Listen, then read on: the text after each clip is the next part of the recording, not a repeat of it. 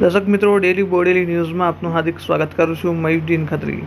દર્શક મિત્રો, વાત કરીશું બોડેલી પોલીસનો સપાટો.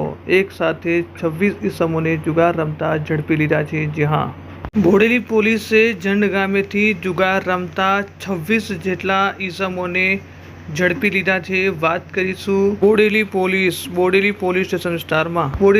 સ્ટેશન વિસ્તારમાં પેટ્રોલિંગ કરી રહ્યા હતા અને તે દરમિયાન તેઓને બાતમી મળી હતી કે બોડેલી તાલુકાના મોરખલા આઉટપોસ્ટ વિસ્તારના જંડ ગામમાં રૈજીભાઈ છોટુભાઈ રાઠવાના મકાનની બાજુમાં આવેલ ખુલ્લી જગ્યામાં કેટલાક ઈસમો પાના પત્તા વડે હાર જીતના જુગાર રમી રહ્યા છે. જે બાતમીના આધારે પોલીસે રેડ કરી હતી. રેડ દરમિયાન 26 ઈસમો ઝડપાયા હતા.